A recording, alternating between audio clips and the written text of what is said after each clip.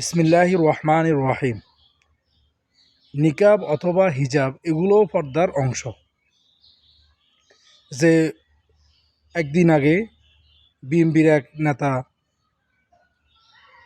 নিকাব সম্পর্কে খারাপ মন্তব্য করেছে, আর সেটার উপরে প্রতিবাদ জানিয়ে আমাদের এক বোন যে কথাগুলো বলেছে সেগুলা গুরুত্ব সহকারে শোনার অনুরোধ রইল। আপনারা সবাই জানেন গতকালকের ঘটনা। আমরা দেখছি বিএনপির একজন শীর্ষ পর্যায়ের নেতা, সাংস্কৃতিক সংগঠক, তিনি হিজাব এবং নিকাবকে নিয়ে কি পরিমাণ একটি নোংরা মন্তব্য করেছেন। আজকে আমরা সাধারণ নারী শিক্ষার্থীরা এখানে দাঁড়িয়েছি, তার তীব্র প্রতিবাদ জানাচ্ছি। আমি শুরুতেই বলতে চাচ্ছি, আমি এটাকে কোনোভাবেই বক্তব্য হিসেবে মানি না। আমি এটাকে দেখছি নারীর প্রতি তার যে বিদ্বেষ এবং তার অজ্ঞতা এবং তার নোংরা মন মানসিকতার বহিঃপ্রকাশ ছিল তার কালকের এই মন্তব্য। তিনি বিএনপির একজন শীর্ষ পর্যায়ের নেতা হয়ে কিভাবে বলেন নিকাব পতিতাবৃত্তিদের পোশাক। আমি বলতে চাই, নিকাব কোনো পেশার পোশাক হতে পারে না। আই রিপিট, নিকাব কোনো পেশার পোশাক হতে পারে না। নিকাব হচ্ছে মুসলিম দেশে, মুসলিম সমাজে বহুকাল ধরে প্রচলিত নারীদের বিশ্বাস, আত্মমর্যাদার প্রতীক, এবং এটা একটি ব্যক্তিগত দায়িত্ব হিসেবে গড়ে উঠেছে।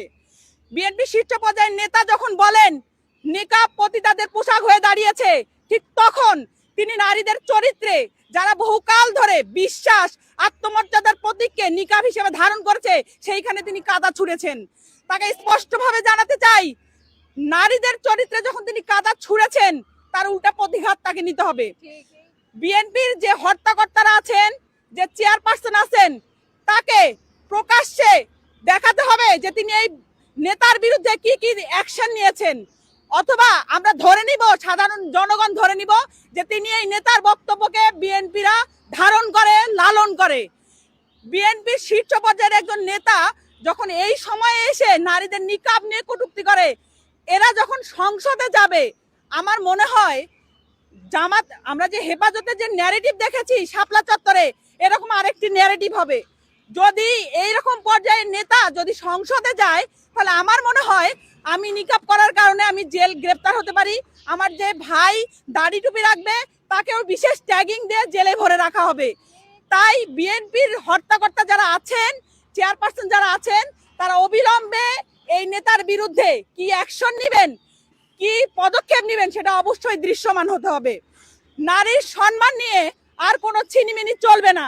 নিকাব আমার অধিকার, নিকাব আমার ব্যক্তিগত সিদ্ধান্ত, নিকাব আমার স্বাধীনতা। নিকাব আমার স্বাধীনতা আছে, ছিল, থাকবে। এই ভবিষ্যতে এর দিকে যে আঙ্গুল বাড়াবে কিংবা হাত দেওয়ার চেষ্টা করবে, আমাদের বাঙালির সমাজে যারা নারী আছেন, মুসলিম নারী আছে, যারা বিশ্বাস করি, যারা ইসলামকে ধারণ